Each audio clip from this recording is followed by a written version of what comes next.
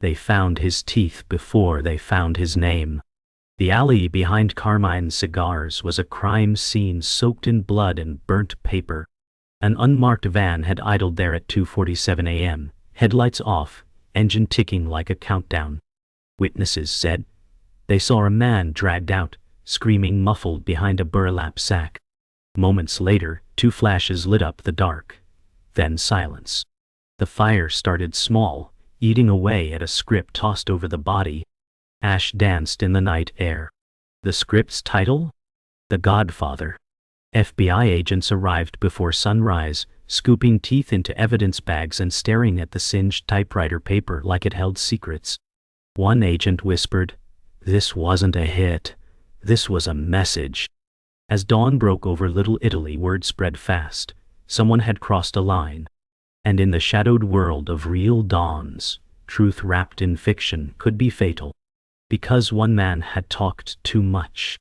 And now, his blood inked the margins of Hollywood's next masterpiece. The dead man's name was Vincent Russo. Screenwriter. Nobody big. Just a guy who knew too much. He'd been shopping his fictional screenplay around town, boasting he had real stories, real tapes, real names. But in the underworld, there's no such thing as fiction, just betrayal dressed in dialogue. Vincent thought he was clever, disguising confessions in character arcs. What he didn't know was that one of the names in his script wasn't just inspired by a real Don, it was him. And that Don was still alive, still powerful, and still allergic to being exposed. The FBI found cassette tapes hidden in Vincent's freezer, laced with names, dates, even confessions recorded from backroom meetings. The script was just the surface. Beneath it was a ticking bomb of secrets. And somewhere in the shadows, the man who ordered Vincent's death was already flipping to the next page. Detective Raymond Kessler stared at the evidence wall, face hard with disbelief. The pins and yarn webbing out from Vincent's script notes pointed straight into mob history. Names that had been cold since the 60s. He muttered, "If this is real, it's a damn confession disguised as cinema." His partner, Carla Diaz, leaned in. "Or it's bait. Someone wanted this found." "But who? And why now?" Raymond remembered his father whispering stories of a man called Don Vescari, a ghost in the files, rumored dead in 72. Vincent's script had a character named Vescari, a man who'd faked his own death and built a kingdom from the shadows. "Either this is the best fiction ever written," Raymond whispered, "or someone just poked a sleeping monster." Across town, an old man watched the rain slide down his window, like tears he'd long forgotten how to shed. He was dressed in silk but surrounded by silence. They called him Mr. Vive, a name whispered like a ghost story. As his consigliere read the news aloud, "Screenwriter found dead in suspected mob execution," the old man didn't blink. He just lit a cigar, eyes narrowing.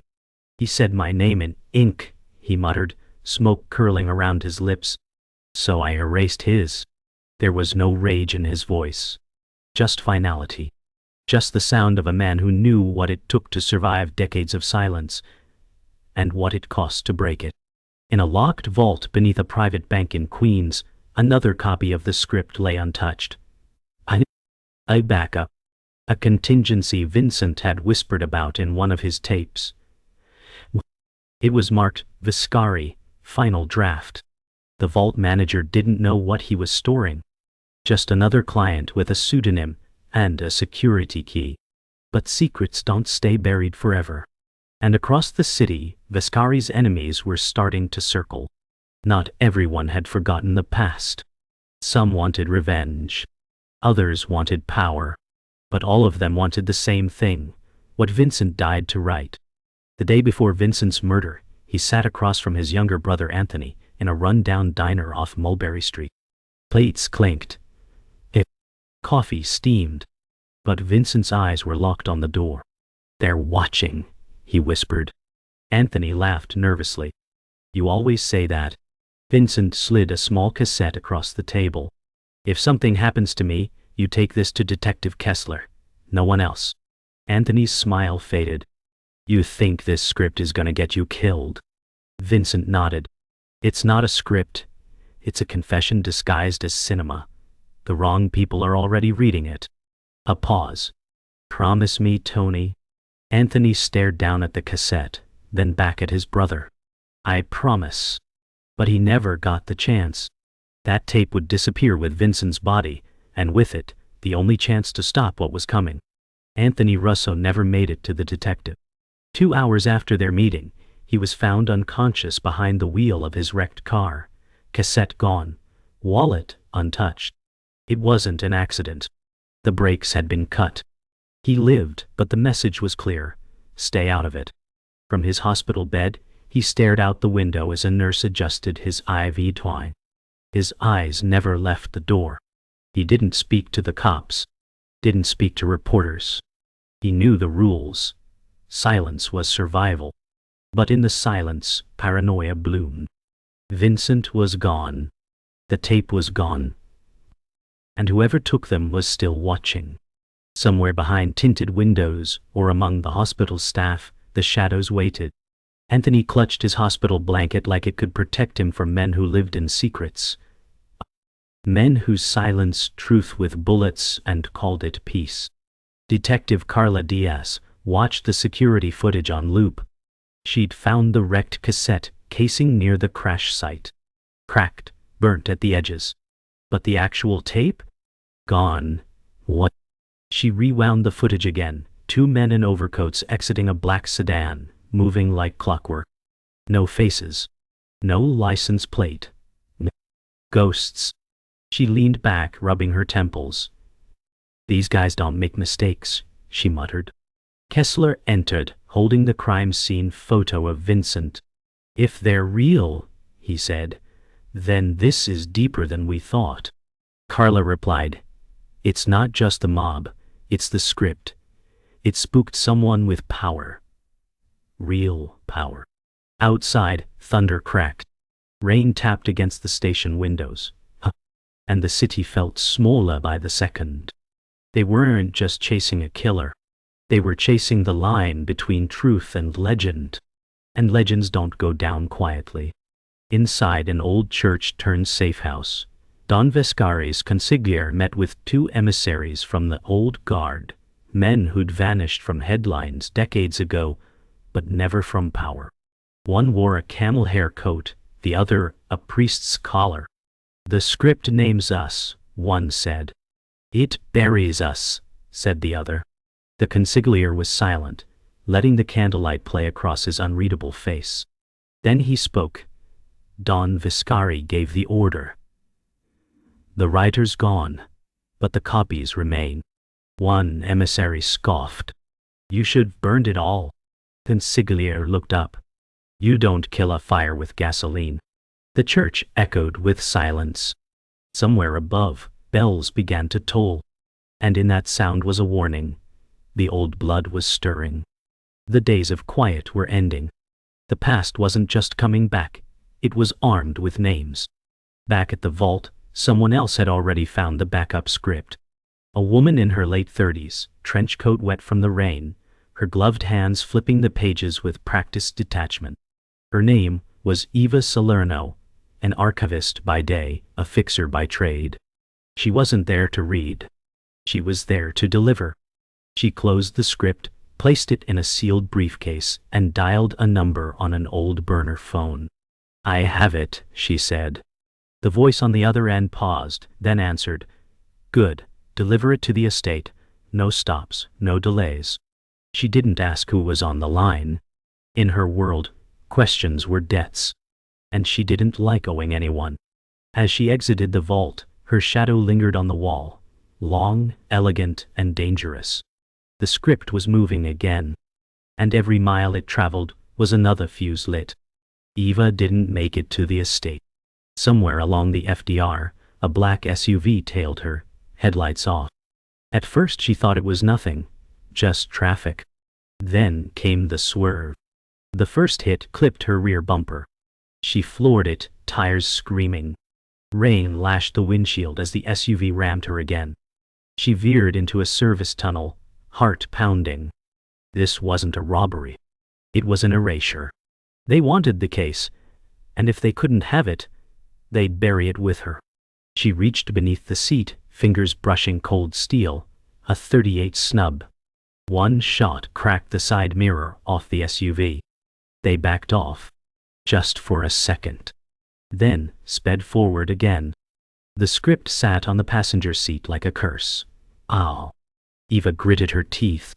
You better be worth dying for, she muttered, engine howling in the dark.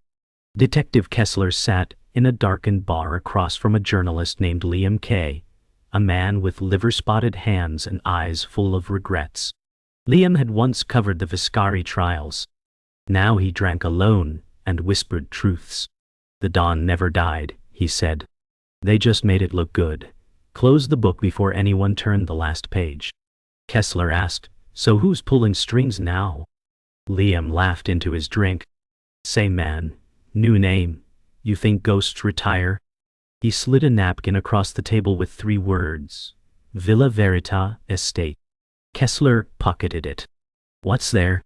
Liam's eyes went dead serious. The past, sealed in marble, guarded by men who forget nothing.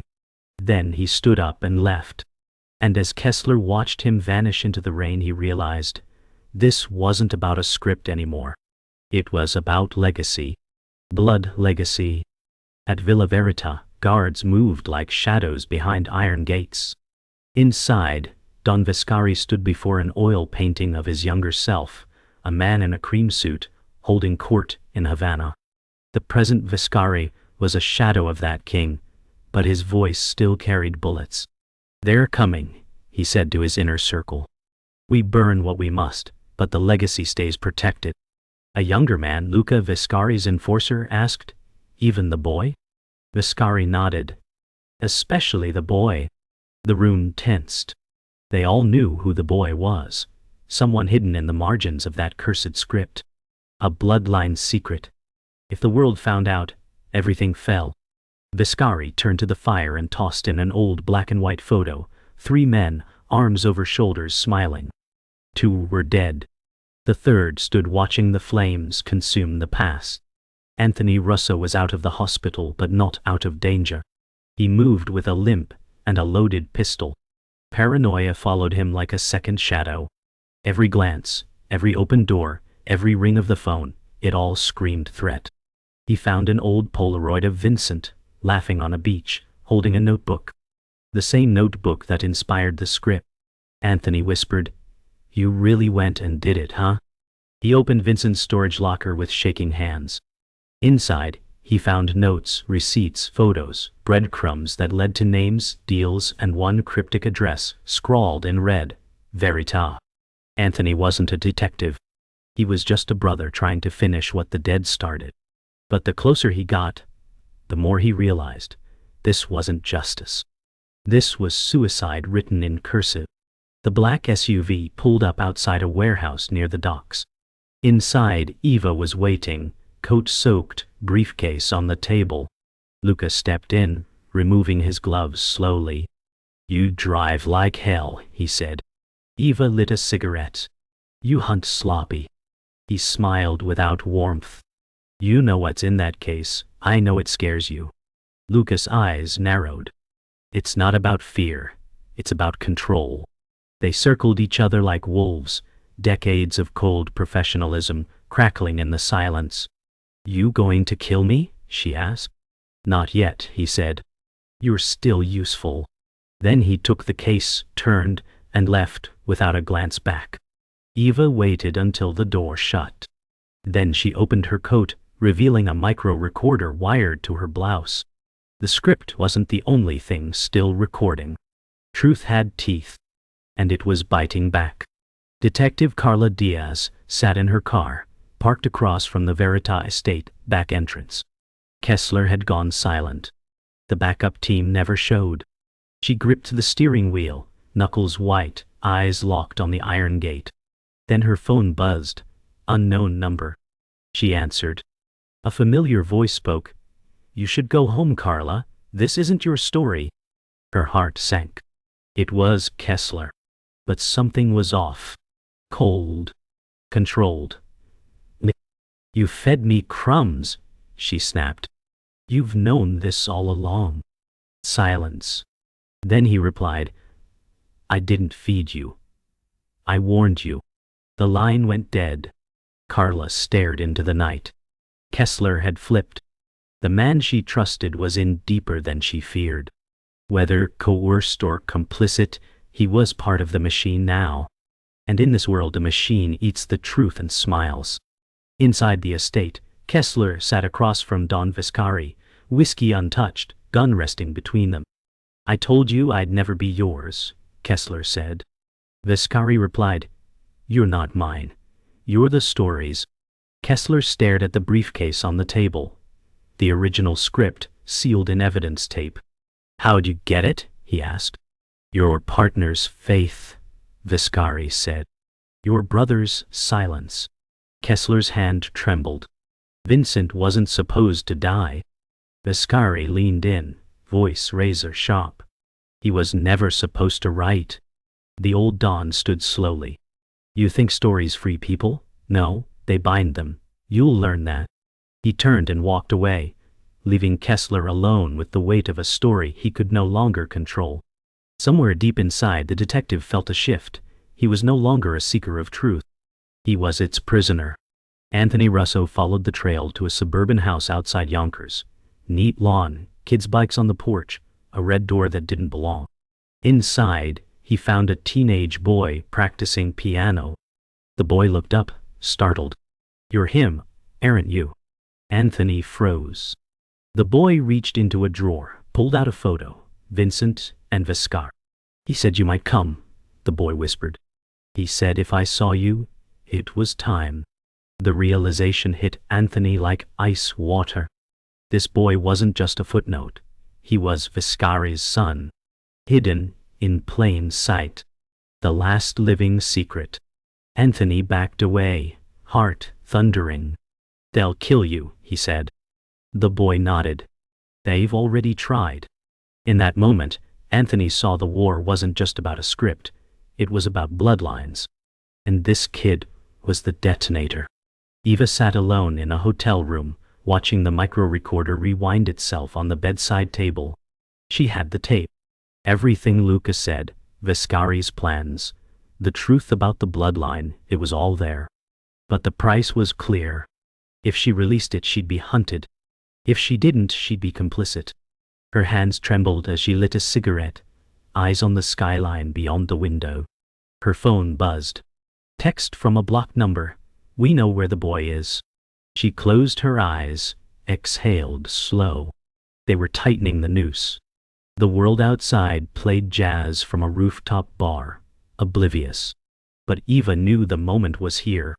The kind that rewrites names in history books or carves them on headstones. At a closed cemetery in Queens, Carla Diaz met Anthony beneath a mausoleum, engraved with Viscari's family name. They didn't speak at first. The dead didn't like noise. Carla handed him a copy of the micro-recorder. We leak it, they kill us, she said. We bury it. We become them. Anthony nodded. What if we don't choose? Carla raised an eyebrow. What do you mean? What if we let him decide? He handed her an envelope. Inside, the boy's address. He's the legacy. Let him choose the fate of the story. Carla hesitated, then tucked the recorder in her coat. Then we vanish, she said. Anthony's eyes darkened. No. Then we start watching our backs. Lightning split the sky above the graveyard. The past wasn't buried. It was marching forward with a gun and a name. The boy sat on the rooftop of his school, cassette in hand, headphones tight over his ears. Rain tapped gently on his hood as he listened to the voices of ghosts, Vincent, Luca, even Don Viscari himself. It wasn't just secrets. It was a confession, a prophecy, a map of every betrayal in his bloodline. His hands trembled. He had no training, no soldiers, no fortune. But he had the truth. Downstairs his guardian was already gone, silenced by a silencer. He knew what would come next. The house, the phone, the quiet car parked 2 blocks down. They were moving in. He stood slowly, tape in his coat pocket, and whispered to himself, "If they want the end of the story, they'll have to read it out loud." Then he disappeared into the rain, and the real war began. Eva wired the tape to broadcast through a live feed from a pirate radio tower atop an abandoned building in Brooklyn. She worked fast, fingers bleeding from a broken antenna. The signal hummed, feedback crackling in the rain. Carla covered the door with a shotgun. "Once this goes live, we're not ghosts anymore," she said. Eva smiled grimly. "We were never ghosts. Just forgotten." The red light blinked. "Live. Why?" Viscari's voice filled the airwaves. Details, names, orders, truths poured like poison through the city's veins. Police radios lit up. Old allies turned their phones off. Retired dons clutched their rosaries. The story was no longer in ink. It was in air. And air couldn't be burned. At Villa Verita, panic had no name, only motion. Guards scrambled. Gates locked. Viscari stood in front of a vintage radio, voice trembling as he heard himself speaking from decades ago. "They recorded this," he barked. Luca rushed in, gun in hand, veins bulging. "We traced the signal to Brooklyn. Say the word." Viscari's hand shook. "Burn it. No survivors." Luca hesitated. Even her. Especially her. Outside, the garden torches guttered in the wind. Inside, the legacy unraveled. Viscari wasn't a Don anymore. He was a man drowning in his own history. And for the first time in decades, he looked afraid. Anthony Russo stood alone outside the Verita gates, soaked, holding Vincent's notebook in one hand, a pistol in the other. No backup. No plan. Just blood and resolve. "I came for the truth," he said to the intercom. Silence. Then the gates creaked open. Inside, Luca waited. "No one leaves alive," he muttered. Anthony stepped in. The storm screamed above them. Gunfire erupted. Violent, close, final. Both men fell. One screamed. One didn't. Minutes later, Carla arrived. She found Anthony lying in the garden, bleeding out beside Luca's corpse. "Is it done?" she whispered. Anthony smiled weakly. "It's begun." Then his eyes went still. Just like Vincent's. Another brother swallowed by the story they tried to tell. Across New York, radios and police scanners blared the end of an empire. Dons vanished. Properties seized. Not. The paper trail exploded into headlines. Godfather tape leaks. Real Don exposed. But the boy was gone. No one saw him board the bus. No one traced the call from the payphone. Somewhere far away he stepped into a diner, ordered a coffee, and opened a new notebook. Page 1. "My name is Marco, and this is what they never told you." His voice was calm. His eyes were fire. He wasn't just surviving the story. He was becoming the author. And somewhere in the smoldering wreckage of the old world, the next chapter began, with silence, resolve, and revenge waiting in the margins. The estate lay in ruin. Police combed the ground, snapping photos beneath the gray morning sky. Don Viscari was gone, vanished into myth or ash, no one knew for sure. What remained was silence, soaked in blood and burned paper. Carla stood in the grand foyer, the script's final pages fluttering in the wind like dying birds. She pocketed one. The rest, the feds bagged and boxed. Outside, the press howled. Inside, everything was still. She ran her fingers along the edge of a shattered frame. Viscari and two unnamed men in Havana.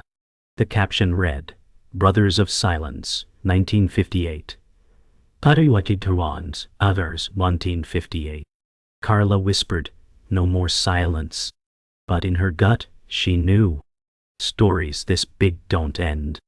They echo. And the ones who lived through them never come out whole.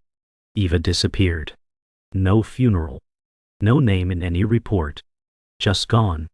Rumors whispered she crossed the border, vanished into the archives of a foreign embassy with the remaining tape reels. Some say she burned them. Others say she sold them. But one man swore he saw her walking through Berlin with a new haircut, reading the Brothers Karamazov. No briefcase. No fear. Just a woman who carried too much and left it in the past. But on rainy days, if you tuned the right frequency, some claimed you could still hear the tape. Not clear. Not full. Just fragments. Echoes. Eva never needed to be remembered. She only needed the truth to breathe. Carla turned in her badge 3 weeks later. No ceremony. No press. Just an empty desk and a box of case files. Her eyes lingered on a framed headline, "Mob Empire Crumbles Overnight." She knew better. Empires don't crumble. They move, underground. She walked out of the station under gray skies, leaving behind 20 years of chasing ghosts. A black sedan watched her from across the street. It didn't move. Neither did she. Then she smiled. Not because she was safe, but because she was free. There's no retirement plan for ghosts. But sometimes, if they walk quiet enough, they get to live. In a cramped editing suite in Los Angeles, a producer stared at a dusty VHS tape labeled Russo Cut, Confidential.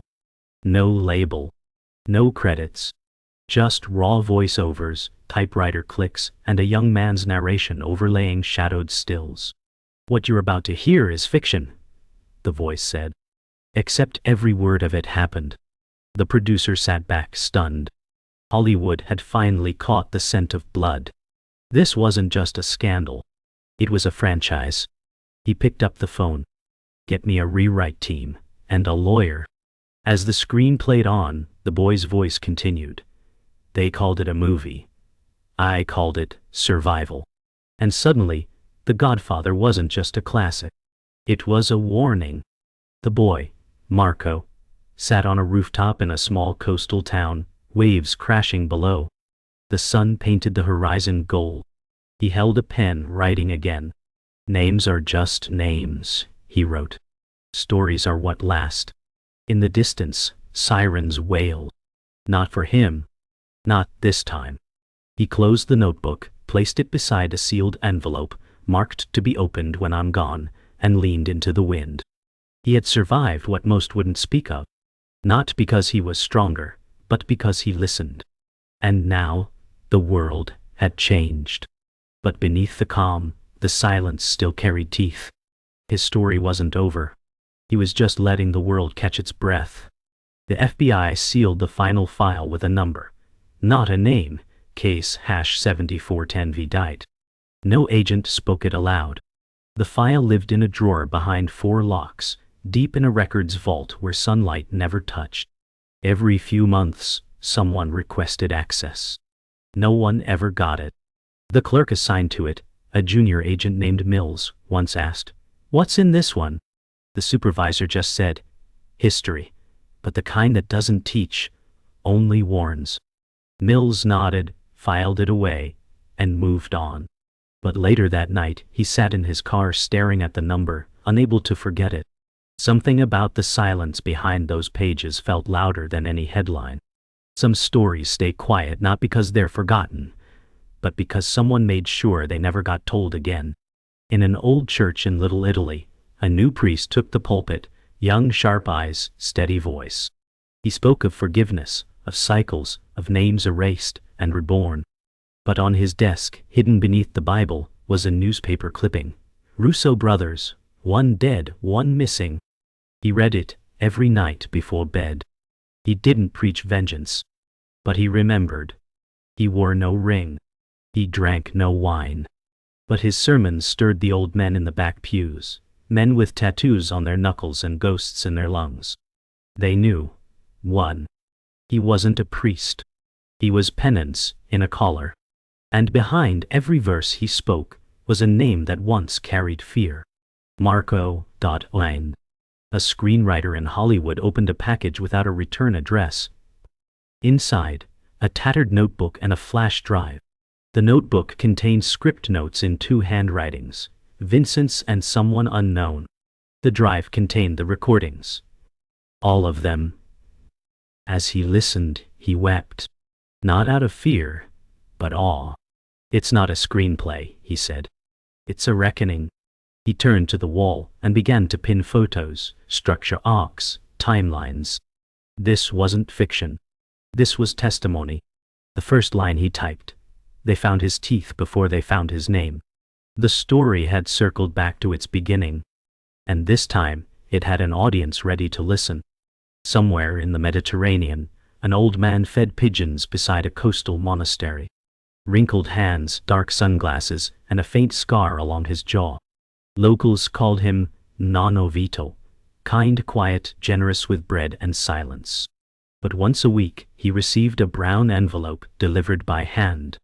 Inside, newspaper clippings, transcripts, whispers. The past mailed in pieces. He never spoke of America. Never touched the phone. But if anyone looked closely, they'd notice. His fingers shook when he opened the envelope. Because some ghosts aren't hunted. Some live on islands hidden in plain sight, watching the world they built burn from far, far away. The boy, Marco, walked alone through a cemetery in Palermo, notebook in hand. He stopped at a stone carved without a name, just a date. He sat, opened the notebook, and began reading aloud. His voice was soft, measured. No rage. Just record. Behind him the wind stirred the olive trees. No one knew who he was. Just a traveler. But the groundskeeper, an old man with cloudy eyes, paused his sweeping. You're him, aren't you? Marco looked up. Said nothing. Just smiled. Then closed the book. There's no retirement plan for ghosts, he whispered. But some find peace. Then he walked on, leaving only silence and a name no one would ever forget.